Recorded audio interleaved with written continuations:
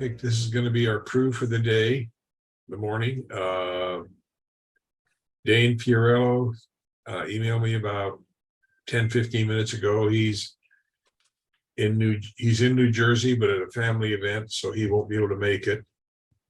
In any case, if you have the outline,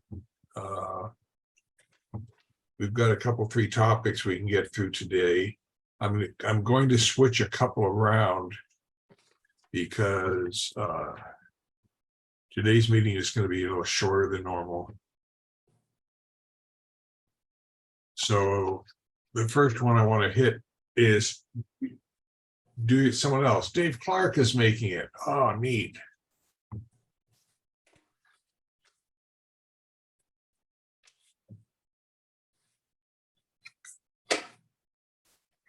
Your audio is off still. No audio.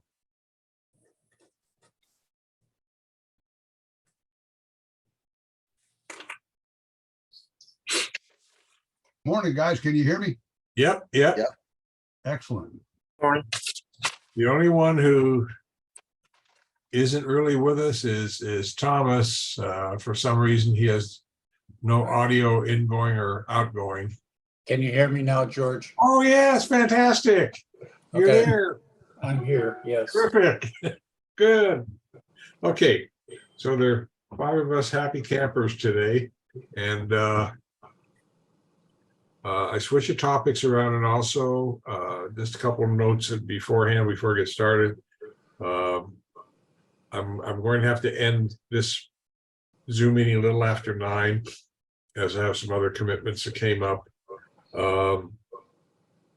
Also, if any of you have any topics or things that are bugging you that you'd like the group to discuss, or you have concerns, et cetera, please send them to me. We desperately need topics.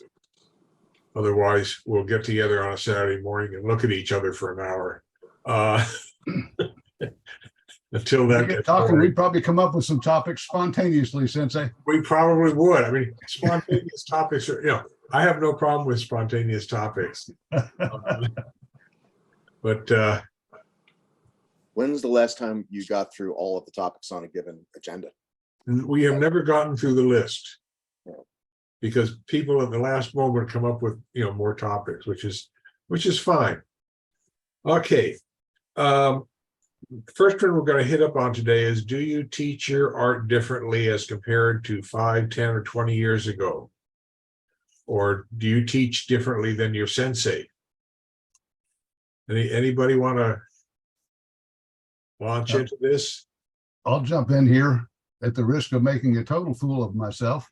I am a great champion of the idea that if we're not learning ourselves as sensei by listening and learning from our students, then we're going to doom to teach the same year over and over again, indefinitely.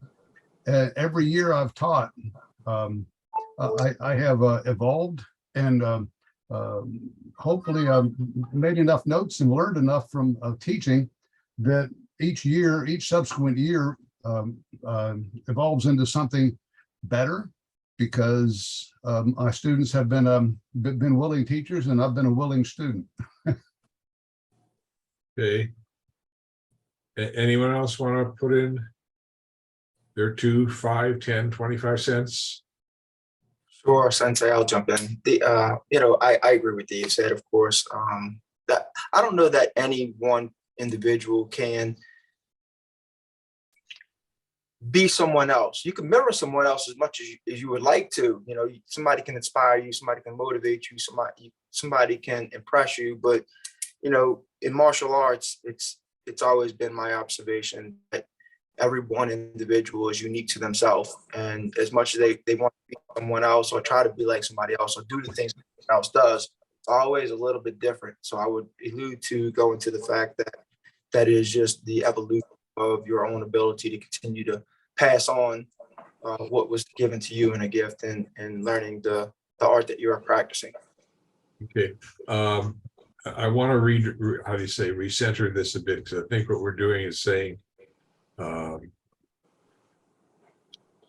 how we're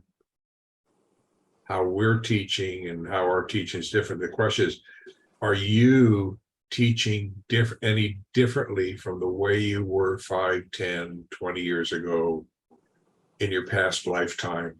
Are you teaching differently? And maybe what has caused you to change the way you teach? Does that help matters, or? Yeah, I'll jump in on that one. I definitely have changed the way I haven't taught for a little bit, but I definitely changed the way I taught over time. And it was specifically because of the feedback I got from teaching students. So I would see I would teach a particular thing and then see how they responded to it and how they got the point, and that informed how I continued to teach going forward. So it was the feedback that I got from my students, not them talking to me, but watching them, that caused me to change. And I don't think that ever stopped. Okay. Sensei, are you looking for specifics? Because I can give you something specific. I evolved to use a lot more cross-pollination. And I like to set a class on fire. If I see or feel anything's dragging, I like to zig where they expect to zag and vice versa. So one of my favorite things to do is to go ahead and introduce some of the 3rd, 4th, and 5th degree black belt techniques into class, and do a large segment of the class using those. That got people really excited. It's like, wow, we get to peek over the fence and see what's happening over there. You could just feel the energy, it just rebound in the room. And that energy is really important in a classroom. And there's all kinds of ways to maintain it. But if you're not paying attention to it, that energy can wane, and you don't want that to happen long. You want to turn that around immediately. So that's one way. And they were thrilled to learn, that these techniques are very doable, and a lot of them are combinations of techniques they'd already learned. So there's that. Having an assistant sensei come in, a teaching partner who comes in once or twice a month, but not regularly, also can inject more enthusiasm. So that also was something that evolved more as my teaching partner could participate more frequently. So yeah. Okay. I would echo everything Dave just said. I don't have as much teaching experience at all as the rest of the participants here, but in terms of having something new introduced occasionally in a class, in my case, it was Sensei bringing some bokken and maybe a sword into one of his classes and going through essentials of Japanese sword technique, and that drew me into studying Iaido for several years. And that's happened in several arts where some other aspect of the art might be introduced that's not a core part of it, that draws you into a whole different way of considering martial arts. I was drawn to jiu-jitsu through a Korean art that I studied. So I fully support what Dave said about that cross-pollinating quality. Yeah, I think any time, how do you say, even I have a tendency to, okay, tonight we're going to teach this, yada, yada, yada, and I've been doing it for so many years.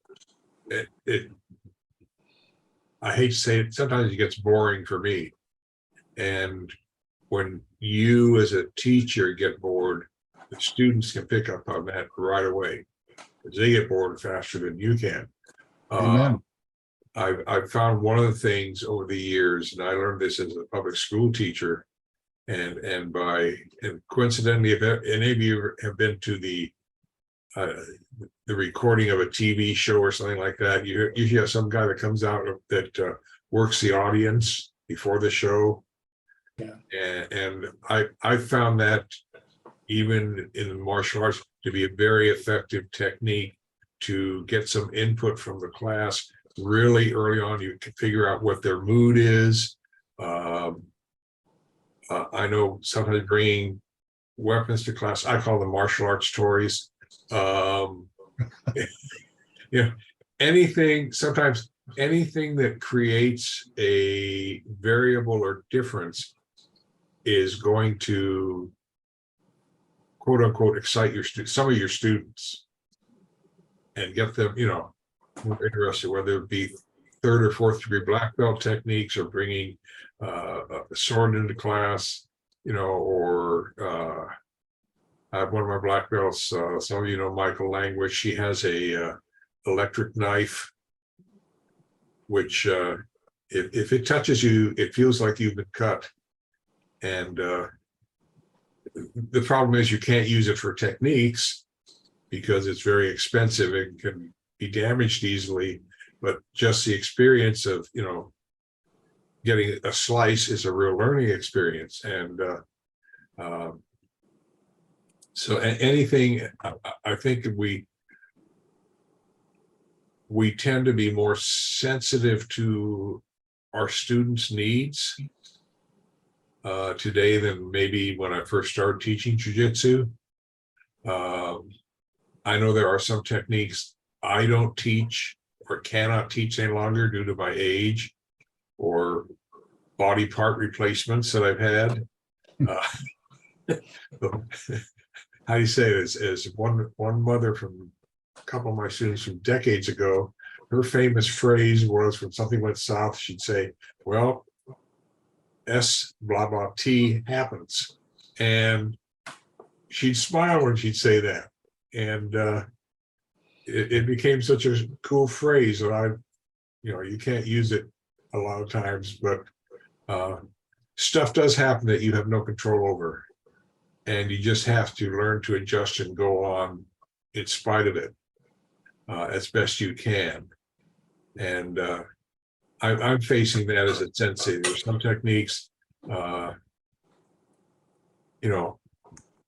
doctor said, no, you will not do this again. The risk of permanent re-injury is way too high. So, that's a reality. And 10 years ago, or not 10 years, 15 years ago, I wasn't facing that problem, So I have changed how I teach some techniques. I will use my upper belts to teach some techniques. I haven't seen a harimaki komi done in a couple of decades in my dojo. But part of it is I don't have a couple of students that are brave enough to try it, I think. And if you've ever seen the sweeping hip throw, you will appreciate, it's you really feel sorry for the uke, even with a additional landing pad, Dave. Crash pad helps a lot. Dave has a 4-foot landing pad. No, I'm exaggerating. But only a little. But it's one of the things we face as we get more, I don't like to use the word older. To me, pardon? Experience. To me, a person old is a mental condition or an attitudinal condition rather than your physical condition. Because I know some martial artists that they can't move too well anymore, but their wealth of knowledge and their ability to modify what they've learned so they can still teach is absolutely amazing. And that's one of the challenges that I know Thomas and I have faced. Everyone else will get to face if they stay in the martial arts as long as we've been in it. I think it shows a lot of integrity to recognize your limitations or what injuries might be limiting you as you get older, or if you have an injury in midlife. But yeah. a negative side might be that some sensei might just neglect those areas of martial arts that they can't do because they're not capable of doing the techniques well or at all. They just skip those and shortchange their classes. Whereas I think that finding somebody who can do them and admitting that you're not good at something like groundwork or some other aspect shows a lot of character and a desire to show an art holistically. Having been in dojos where there are some very, very large, I mean, very morbidly obese sensei, and I know I can lose weight, but the people large enough to not be able to do any throwing them is out of the question for almost anybody. So they just don't do certain throws because they know they can't be thrown themselves or do groundwork, and so they just don't do them. And Yes, Tom, but they're easy to trip. It's like what? they can't get But up they're there. easy to trip. If you can't throw them, you can trip them. Oh, Let me jump in here for a second because there's a couple other things that came to mind. One tactic that I've employed that I didn't do the first several years I taught jiu-jitsu was field trips. I would get parents on board, and we'd carpool the class over to an archery range, and I'd set up with the archery range beforehand. Archery used to be a part of jiu-jitsu, and so we get to discuss that history, and they get to taste archery. It's an indoor range, and it's a lot of fun. It builds camaraderie and excitement, and then something for them to talk about. I would also do a field trip where we'd go out to a large field and do our class, but do it outside. No mats, just grass, fairly thick grass, and work the techniques that way. Again, it's just a whole different environment, but it's something where that's an environment where they might find themselves using a technique. The other thing that we've done that I really enjoyed, didn't do it often, but we did it, is to take a technique. Maybe it's a new technique they hadn't seen before. Maybe it's one they've been working, and then ask for them to come up with and create variations. And it's amazing what some even the lower belts will come up with for ideas for variations on a technique. And then the class would practice the variations that they came up with. So there was not a forced creativity, but an induced creativity, if you will. right. Yeah, and it's, yes. Students sometimes put things together in unexpected ways, and that's probably a good indication of how well you're teaching, because obviously they have to be paying attention to put the stuff together like they do, and sometimes they just, I'll usually say, if a student comes up with they'll occasionally come up to, Sensei, I have a new technique. And I'll say, okay. Have them do it. I say, good. Okay. Okay, can you teach it to the class? And if some of the students in the class can pick it up, then it has viability to me as a quote unquote legitimate technique. Otherwise, it may just be their own baby, because there are some techniques, and I'm sure we've all seen it, where one person can do this technique and no one else on the planet can. I don't understand why yet, but some people just have a unique way of putting certain things together and making it work for them.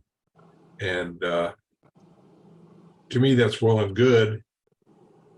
But if you can't teach it to some, if other people can't do it, you have to question its value as a quote technique. Yeah, there seems to be a big gap between showing students essential techniques and having them become proficient in core throws in the case of jiu-jitsu, and core joint locks that everybody should be able to do unless there's some extraordinary limitation.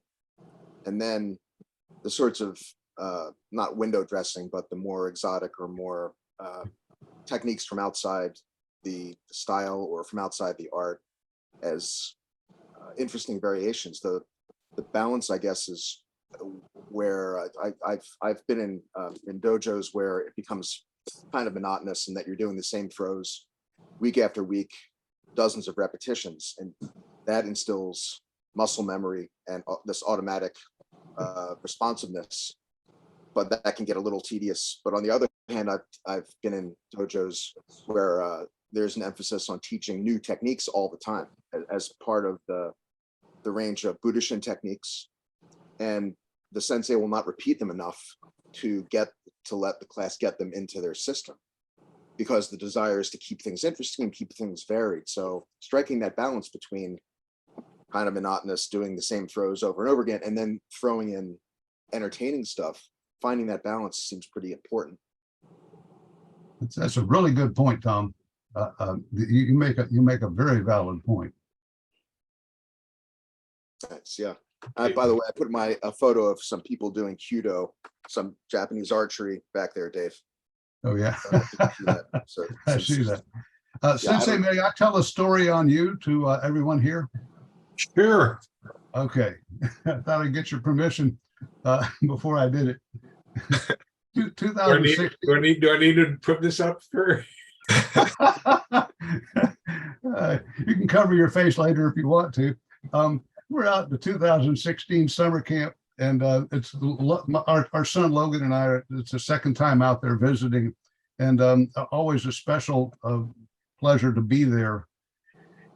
And it was early on the second day, and Logan gets up and he's right opposite you, and he's got that, what the equivalent of the jab hand out there, and he's got his hand all snake like this, and you guys are going to do a technique, and you reach over and grab Logan's hand with like this, okay? And Logan goes to pull his hand out and he can't, and he's looking at you and he's looking at me like, no one's ever done this before. What do I do? This is you totally freaked him out, and you got his brain working in a way that no one had previously, just by one quote silly but very effective technique, if you will, the beginning of a technique. Who's ever thought before to reach out and grab that hand and cinch it such that they can't pull it away? And it's like, well, what do I do now? Hey, Logan, you have another hand. Go ahead and heel palm the guy.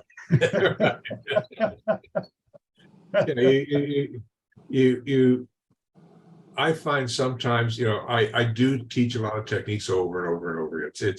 I think it's inevitable. I don't think you can avoid doing it if you're a responsible sensei, because as Thomas Deneen said, I believe, you're trying to build muscle memory. And that is a critical element in self-defense. But occasionally I'll attack a student differently just to see what they will do. And even if they can't come up with something right, I'll just say, what are your options? Take a moment and think. And eventually they'll come up with something. And what's important is not the length of time it takes them to come up with something, but the fact that eventually they do come up with something that's legitimate. And that's, at least to me as a sensei, what I'm after, because once those brain cells connect in their brain, the next time that attack happens, they're more likely to come up with something faster that works. And part of it is one of the things we're trying to do as sensei is, other than getting a fast reaction to street attacks, okay, that's important, but we're also trying to build their self-confidence, because if you don't have any self-confidence, your chances of success on the street are absolutely non-existent. You kind of, and that's a whole other issue. I'm going to jot that down. I'm coming up with other topics here. So they're, helping students develop their self-confidence is probably one of the most important skills you can develop. in any subject area. It can even be basket weaving. You know, it's because students see if they're good in one area, that inspires them to be good in other areas or to try harder or all these other things. And you know, we want our students to excel as much as they can.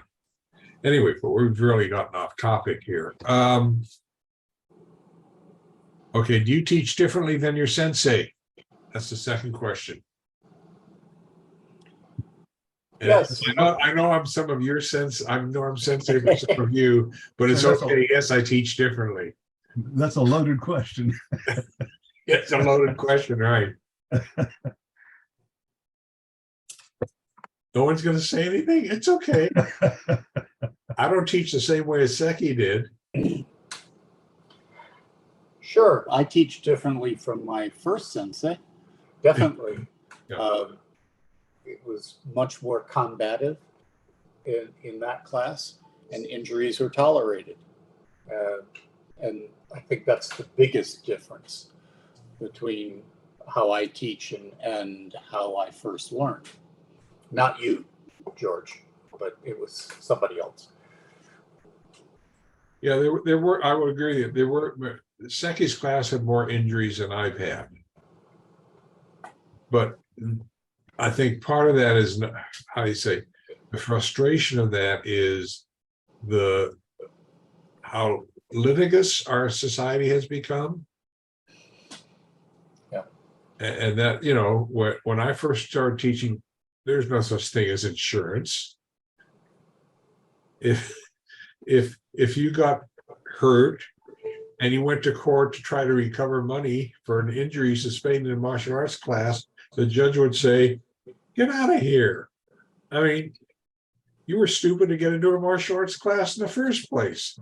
That doesn't fly today. But, you know, back in the 60s, you got hurt, tough. You know, that's a learning experience. And I don't. The matter is, it still is a learning experience, and it always will be. And no matter how much you want to blame the other guy, if you do enough soul searching, you find out that you were the root cause of that injury. Yeah. I mean, you know, I've had to, how do you say, kick a couple of students out of my programs because they're, you know, after they injure a couple of students, and it was clearly because they were careless. You know, I'd say, you know, you need to make a decision. And it's either you start following this, you need to follow the safety rules, or you cannot be on this mat. And I was at the end, and I always say, this is your decision. And sometimes they'd get their act together, and sometimes that was the last time I saw them, you know, and they were otherwise good students. But had that happened in the 1960s, you know, none of us probably would have cared back then, because, you know, nobody sued anybody or stuff like that. That was part of the game. Historically, Jigoro Kano invented judo for the primary reason of he got tired of going down to the dojo and getting whooped, and I can come up with a viable way of learning that doesn't involve so much injury. Yeah, but you can get injured in judo. Oh, sure you can. But I will tell you this, I know why they don't televise it much in the Olympics, because watching judo in the Olympics is like watching paint dry and grass grow. Not much happens. Oh, come on. When it does, it's over real quick. Or yeah, it's over real quick, right? Okay. Shame on me. I apologize for that remark. That's okay. Yeah, no, I teach techniques differently than my sensei did, that Seki did. for hand throw, he used to use, you know, a lot of his techniques, he used very big circles. Now, I don't know whether he did that so students could see the flow of the technique or the movement of the technique, but even when he was doing what would be equivalent of randori, he'd have these large movements. And then I had a chance to watch Wally J, and I said, these techniques need to get a little more efficient. And so, you know, I eventually made my circles smaller and smaller and smaller. And to, you know, so I teach the techniques differently. He didn't put up with any, how do you say it? You did not object to Seki in the dojo.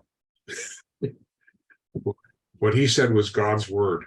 And if you didn't like it, his attitude was, there's the door. And he lost a lot of students because of that. But, you know, he was verbally abusive to students, not physically. He worked as hard, but he wasn't physically abusive.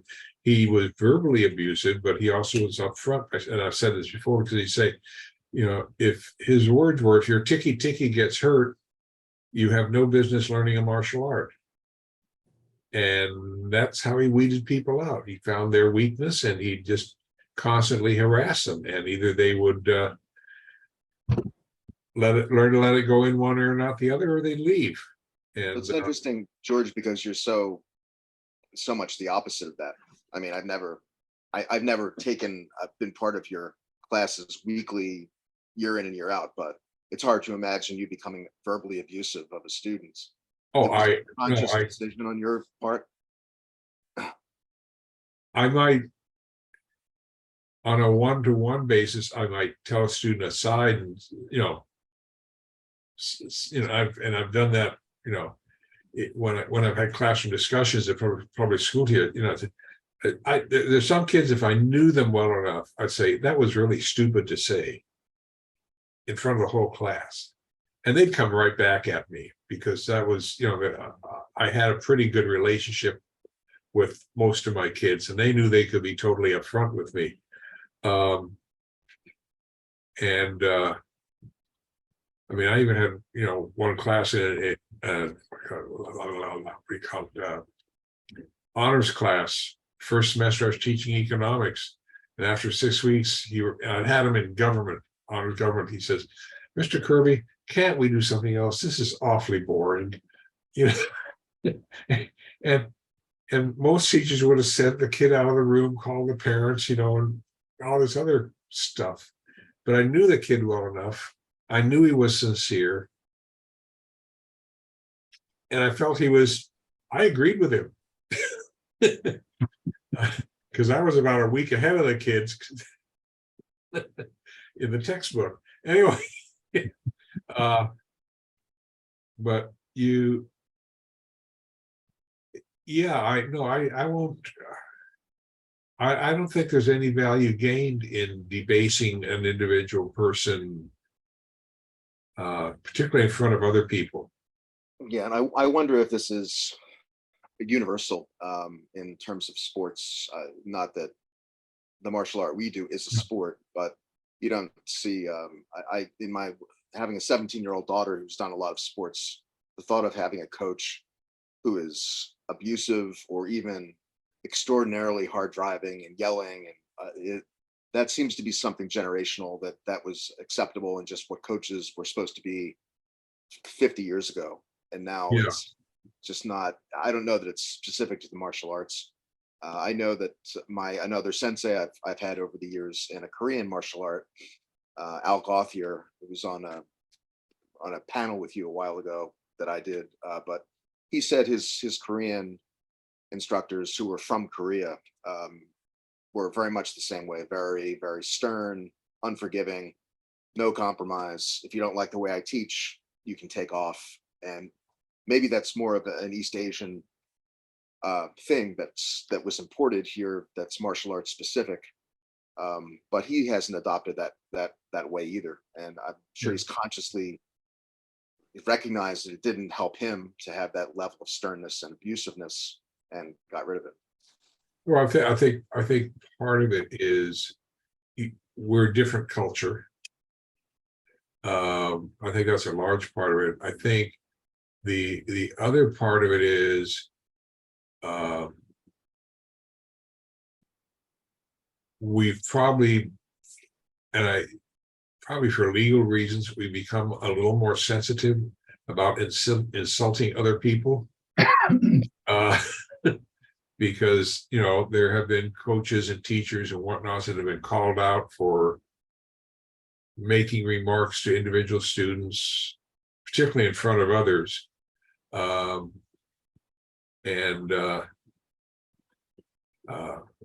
know I was a union rep there were a couple teachers at the junior high school that, I mean, I could not understand how they were, you know, if I were a parent this is back in the 70s, I would have wanted that teacher fired.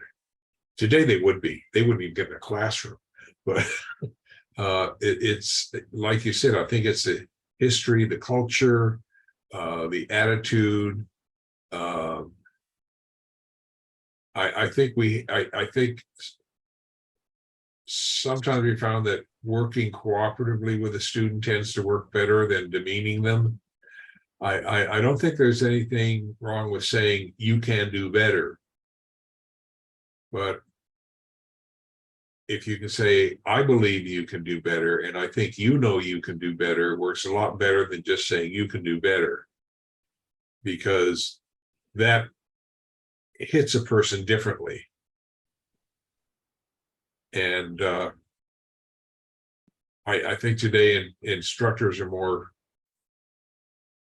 how do you say, concerned about that. I don't know whether it's valid or not, but I think it's also, they're much less likely to do it publicly, because it's publicly totally unacceptable in the workplace to do anything. Verbally abusive would get you fired in my workplace. And unfortunately, I think there is a certain person who will try to go private with stuff. They'll be privately abusive one-on-one because they know they can get away with it when they can't do it publicly, where they would face legal repercussions or some lawsuits. But yeah, and there's also the cultural thing and just the generational thing, where you might excuse someone's bad behavior based on, well, that's what, I don't know Seki's situation, but that martial arts master was abused by his martial arts master, and he had a stern master before him, and every generation was stern, and that's just the way they do it, and that's it, without any kind of self-examination. yeah. Oh, I think, we'll get off this. I think any good teacher of any subject will end up personalizing how they teach and what they're teaching. It's inevitable, because that's, I say, you're teaching, I say, you're teaching part of you. Does that make any sense? Absolutely. Yes. I think the key word of what brings everybody into a unified approach to what we're talking about is culture. The culture has changed from the past to what it is today, and what may have been acceptable back then is not acceptable in today's society. And so those things are identified. I would find it hard to believe that any sensei or any instructor was, and I'm not saying that there hasn't been, but I think there would be more few and far in between than actually people that had bad intent on demeaning someone or abusing someone in that regard when they're instructing a class of any sort, martial arts or otherwise.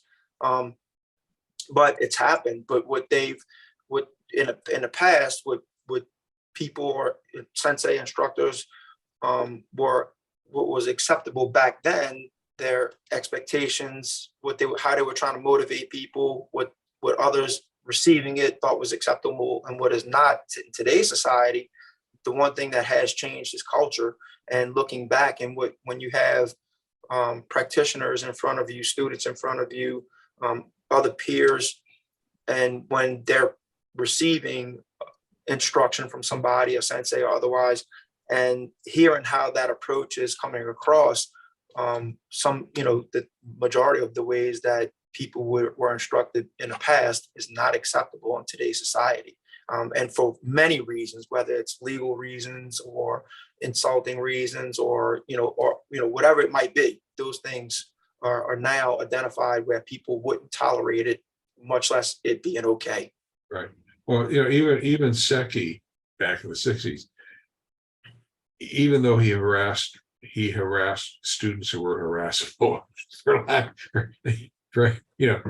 you did something wrong in his class, he might chew you out for the next 5 or 6 weeks. He would spend time in class, 3-4 minutes digging into you. But the other side of the coin was he was also upfront with the class and said, at least once a month, he'd say, the ticky thing, he says, this is the reason I'm doing this, because I don't want you, you're learning jiu-jitsu is a deadly martial art. If you can't rise above what people are saying to you or about you, and you use this inappropriately, it insults everybody. And so this is why I am doing this, to make you hopefully make you impervious to what people say. And I've had people get on my case because I don't show, I may hear what they're saying and have my thoughts and feelings about them, but I've learned, partly through him, to control that, because I can't let abusive language be my guide as to what I do. That's so crucial, George. And it's not just it's learning to deal with people who are abusive for bad reasons also, that you learn to distinguish good disciplinary behavior from just abusive people, and you develop tolerance for some of this obnoxiousness that everybody's going to find in life, dealing with difficult colleagues or whatever. This is part of the emotional and mental training that goes with martial arts.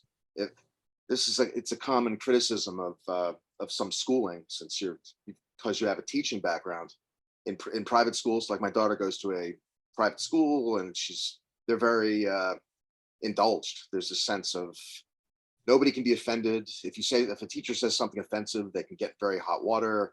And I get that on one hand, but a common criticism of private schools is you graduate from a private school and you've been cosseted for all these years, and you get to college and you have little self-reliance, and you're not used to people questioning you or people coming at you from different angle. And that's a form of weakness in some ways, and maybe part of having a little hard-edged discipline in a dojo prepares you for the world in that sense. Yeah, I think, I think even if we look at ourselves as parents, there are times when we have to say to our children, no. Or if you're going to go ahead and do this, this is what will probably happen. And it happens. Okay. And like you said, I think if you deny your students certain learning experiences, it prevents them from building their character or their survivability in certain areas. Yeah, mental toughness, mental discipline, endurance, all that stuff is beyond just the physical. There's a very large mental component to it. And I know we do. I said that happens. That happens also in almost any sport or physical activity. If you have a good coach, they will challenge you. because they want you to do the best you can. And And sometimes parents want their kids to do the best they can. Getting all these people to where you think they should be is a challenge. and it's sometimes easy to misread the intentions or the methods of some instructors inside the martial arts and out. If you have especially children who respond well to drill sergeant like discipline, and there are certain age groups and personalities that like that, and without that kind of strong presentation or demandingness, they lose interest. They think it's lacking discipline, whatever. Last year I observed a jiu-jitsu class being taught by an unfamiliar group of sensei, and one of them would spend the entire warm-up period in the back where most of the younger students were, and he would just criticize them for the entire warm-up period for not doing push-ups in the correct position, not trying hard enough, not working to strengthen themselves, just really kind of riding them for the whole time. And I thought, God, this guy is real. And he was one of these morbidly obese guys who could probably not do a push-up himself, thinking that's borderline abusive. So I brought it up to another sensei who knew him, and he said, well, that's actually a special case because the kids in that class were asked by their parents, the parents of those children asked that sensei to be very, very direct and instill that kind of drill sergeant-like discipline with that group of children, because they had disciplinary problems at home and whatever issues they were facing. So it's very contextual. You have to be sensitive to that and not judge every situation just on its surface. Tom, do you think that would be different if he had different students, or was that just his personality? He would not behave that way universally. He would never treat an adult student that way. It was a group of younger, and I'm thinking age probably, younger, as young as you can be in a jiu-jitsu class, like 10 to pre-adolescent. So I think it was a special case. Okay, thank you. Were you saying something, Darren, about? I was just saying that some of the differences is when you have an audience like that, a group of individuals that need that type of infrastructure to be able to get through to them, to be able to get them to develop is one reason why somebody may be doing that. But on the other hand, you have to be able to identify it. I think Sensei had mentioned it a few minutes ago about how, just gave a couple of examples on how you would approach different people, like just using a different phrase or a different term to be able to motivate somebody to get the same result, right? So in my classes, I do have individuals that require both. I do have some that are very, very old school and have that mentality of I need to be very direct with them. Whereas on the other hand, I have the newer generations that are like, okay, if you said one little thing in different context, yeah, you lose them completely. They're never coming back to class, right? Just because you hurt their feelings, right? And you had no intention of doing that. So being able to understand who your audience is and who your students are and the personalities that are different between every individual is very important. So I think all of that was great points and a great response in identifying why that sensei was doing that. The best thing, and just really quickly, in the workplace, because I've worked in corporate America so long, the best thing you can do is with a manager is have a manager who's open to different forms of management. And it's just what Darren's saying about coaching or any kind of guiding situation. Just ask them, well, I have this way I like being led, and I need more direct discipline, or by the same token, I don't want a lot of direct orders. And good managers are sensitive to that, and good instructors are able to switch and not be so direct with some people and they are with other people. So absolutely agree with that. I think what you're all saying here is that ultimately a good teacher, instructor, manager, boss, whatever you want to call it,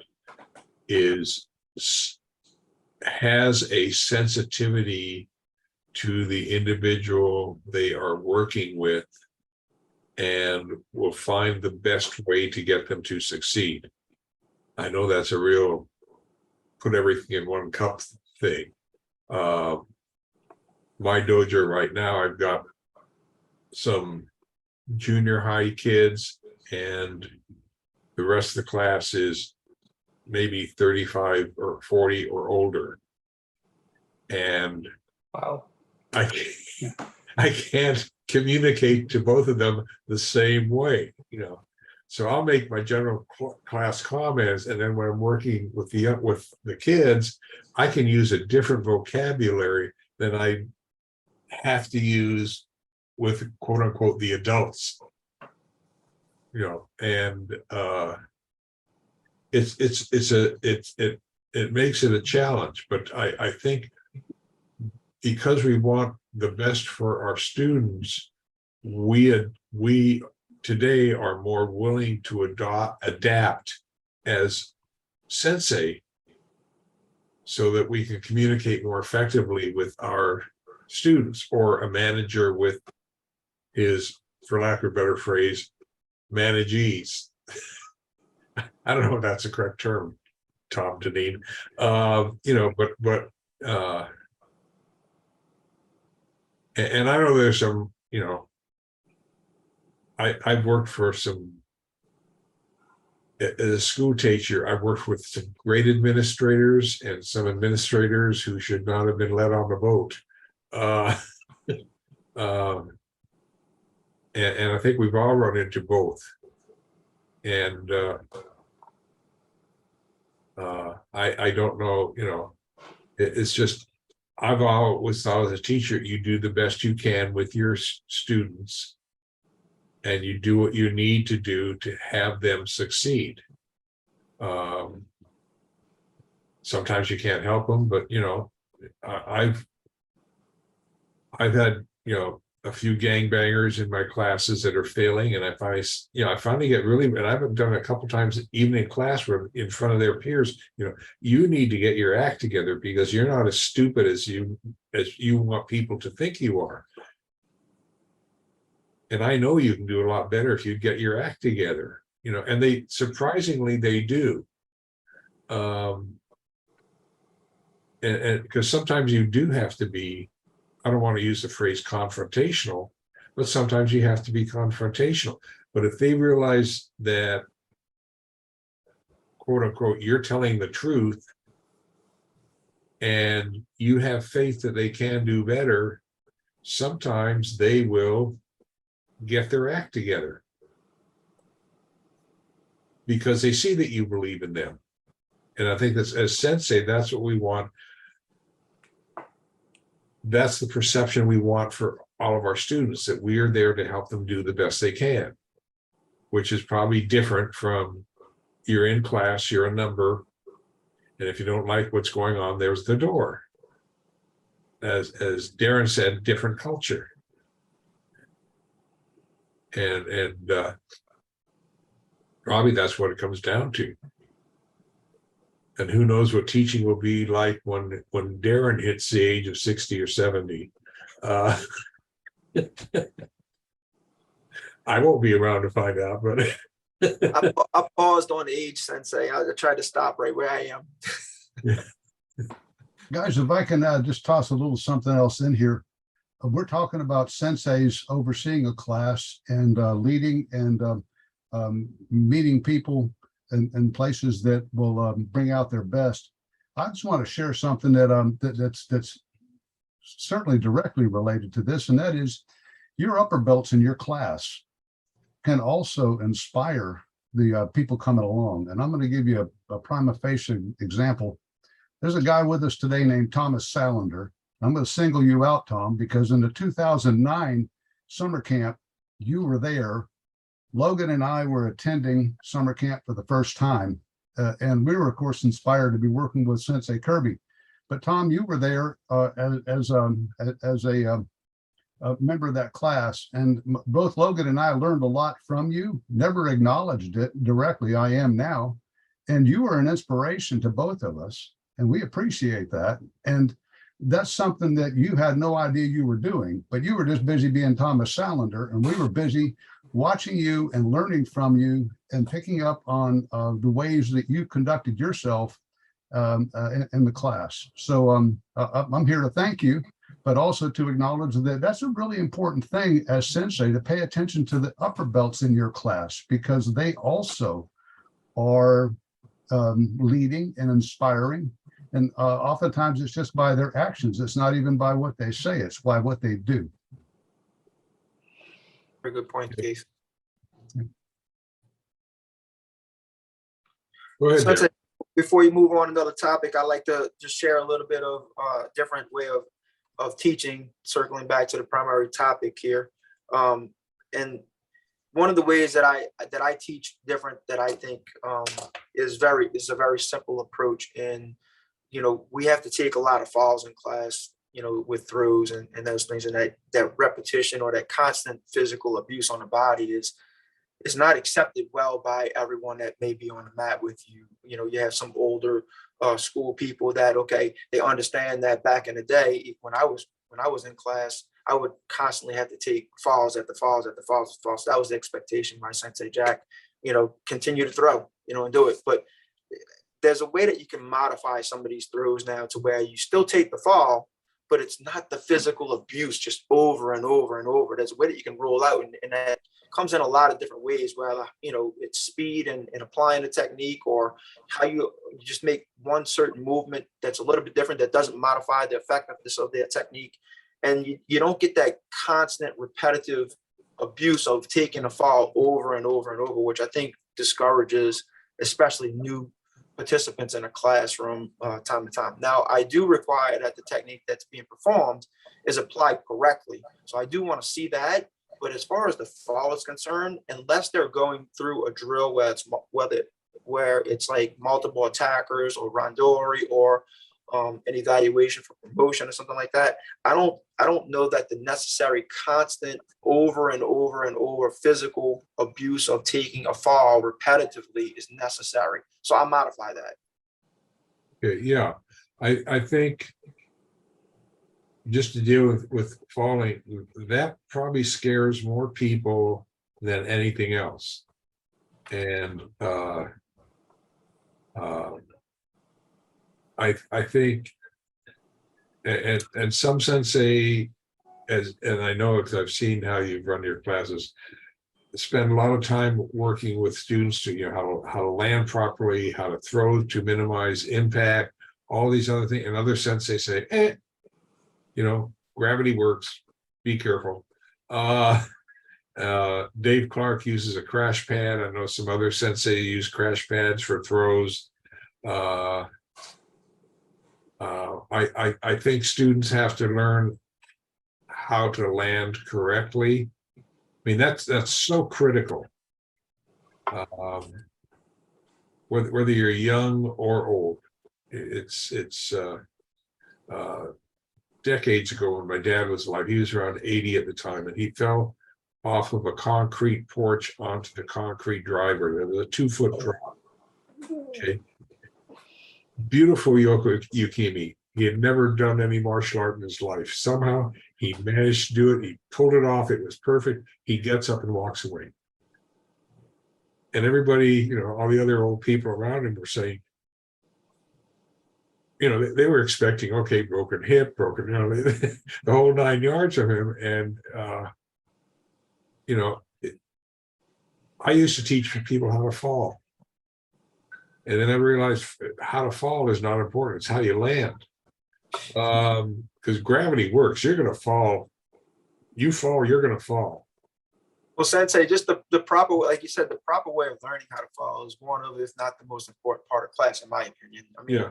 Understanding how that applies not only to martial arts and what we do, especially, but in everyday life. I mean, myself throughout, playing sports or just general activities, walking to the car, ice outside, water, whatever, you slip and fall, whatever you're doing, and you take a fall, you don't recognize it. You may not recognize, okay, that's because I had that training in a martial arts class. I mean, you falling down the stairs not long ago certainly helped you out. And just Yeah, I mean, that was a serious learning experience for me.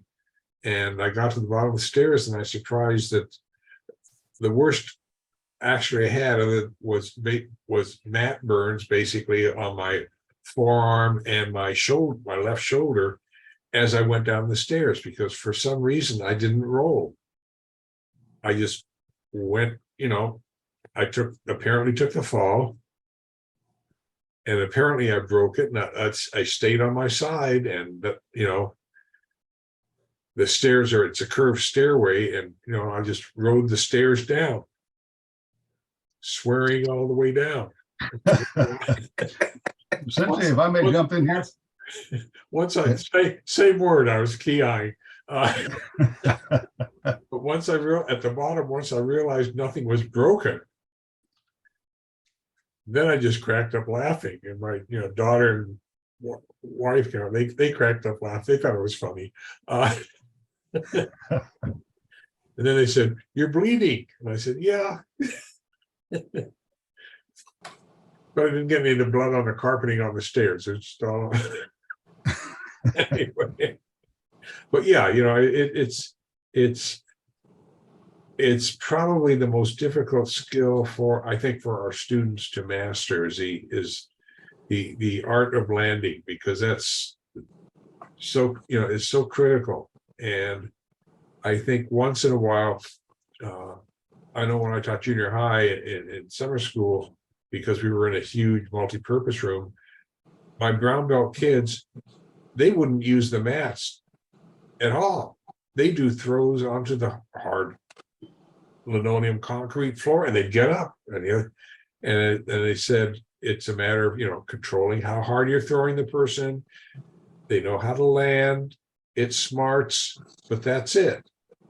And I think sometimes I haven't done it for years, but sometimes it's good to practice some of the ukemi, the ones that falls that can be controlled.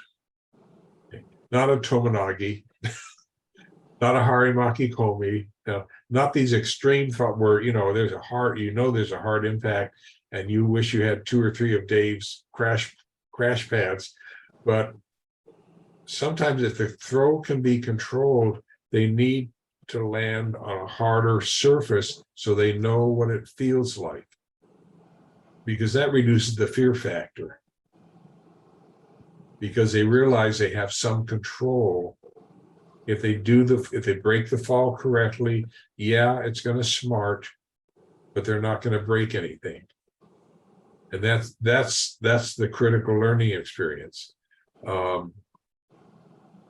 Sensei, I had an experience worth sharing.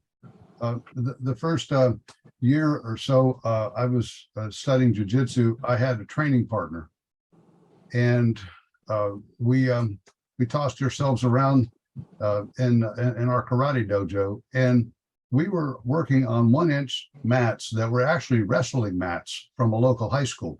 And underneath those 1-inch wrestling mats was concrete. So there wasn't a whole lot of give. And I didn't know it at the time, but he wasn't in any way, shape, or form pulling up.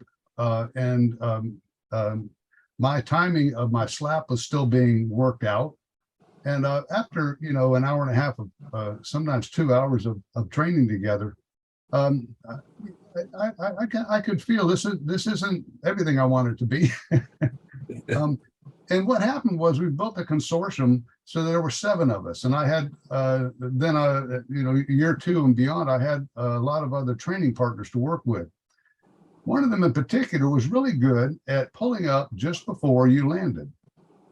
And I did a 2-hour stint with that young man one night, and I outweighed him by probably 30 pounds. But after 2 hours, I didn't have the same feeling that I had, because I wasn't being pounded into the mat. And it wasn't that my first training partner wasn't he would hang on to me, but he'd bring his hand all the way down to the mat. Yeah. As opposed to the other person who would time so that he was pulling up as I was slapping. And so that took off some of the weight, and my slap also helped. And I really appreciated it. And for me, it was a major aha that the Tori can use that uke a lot longer if the uke is not feeling like he's being planted into the floor. each and every throw. Right. But- I think what you're talking about here is the word control. And I think my feeling is, my emphasis in my dojo is I expect you to use control in whatever you do. Because you can, yeah, we're on mats that will, you know, they're 1.5 inch mats, they're martial arts mats, they're made for adults. You can, if you want, you can put a person through this mat and they will not get up. But if you use control, you can determine how hard this person is going to hit the mat. Okay. And assuming the person knows how to fall properly, it helps tremendously as well.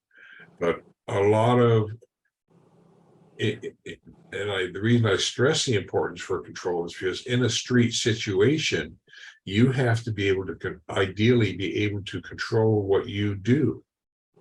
You may just want to throw the person and put them down on the ground relatively gently. I mean, I had that happen once in the junior high, where some kid put what turned out to be a ballpoint pen around my neck from behind. And as he was going over, I realized he was one of my students.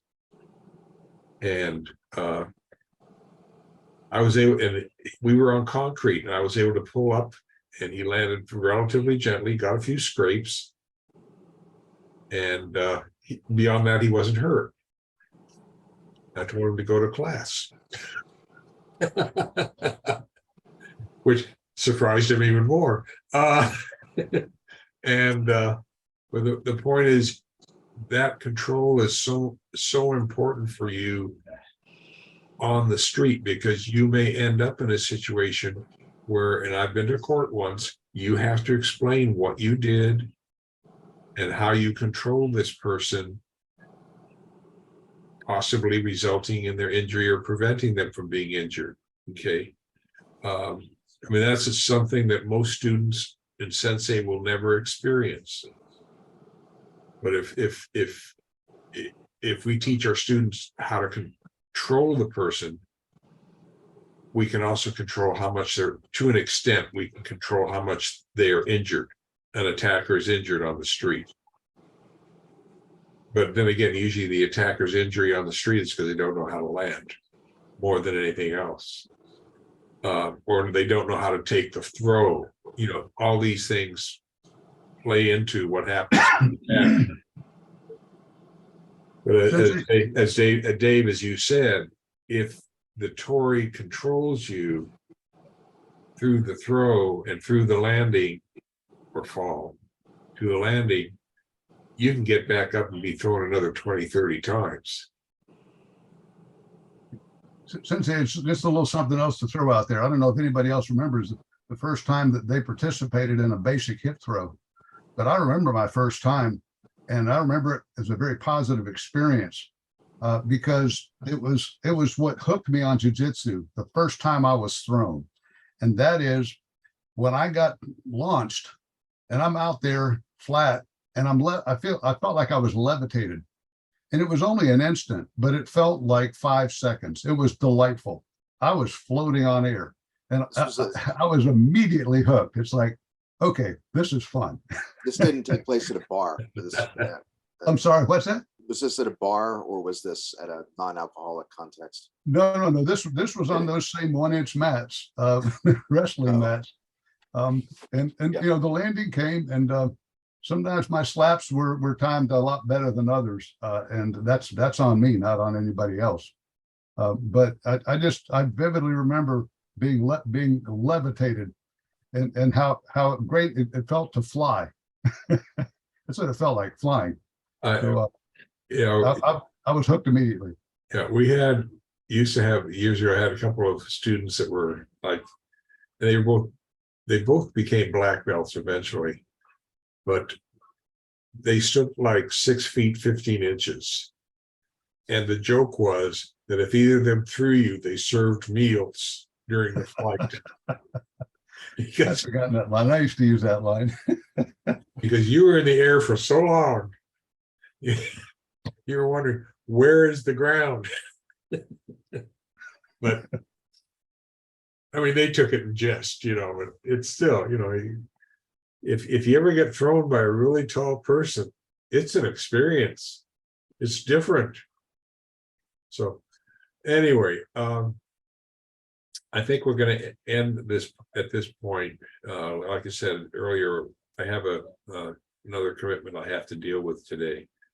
And I did get a couple of topics possibly that we can pursue. I want to thank you for those. And if you have any additional topics you'd like to throw out there, or things that are bugging you, or that you have a question about, or let me know. Our next session is today is the 8th, add 14 days. That would be, I believe, the 22nd of July. And 22nd of July. What's going on? 20 transition. Okay, we're still okay. And yeah, 22nd of July is okay. 29th will be the Salsa Festival, which will be our second time there. We went there last year and nobody got out the news. All these people were showing up for this huge, it's a huge event, thousands of people, and they canceled it due to COVID. And you got this huge field and all these people coming to this event, and it's not they were advertising it, but nobody said it was canceled. Anyway, anyhow, I want you to have a great weekend. I know in some parts of the country it's really hot. In other parts it's going to get hotter. We're going someplace today which is on the coast because it'll be a high of 71. Next week, if we go to the same event, it will be in the 80s. And where we are in Santa Clarita, it should be around 108, 110. That's next Saturday. So, but I know things are at that point or worse in other parts of the country. Stay cool, stay hydrated. There's a dust storm, dust particles coming from Africa. It's getting rough out there. Dave Clark, do you have 5 minutes to talk after this, or is now not a good time? Certainly. Okay. Yeah. All right. I'll give you a call. I can spend 5 minutes. Dave and you, or you and me? Yeah, it was just Dave and I I had one thing to discuss with Dave, but yeah. Yeah, that's if you two want to talk. If The phone will work fine, Sensei. what? The phone will work fine. I can just leave this on for the. That's fine. Yeah, that's cool. All right, we'll end the meeting now. Thank you very much. I'm going to end the recording.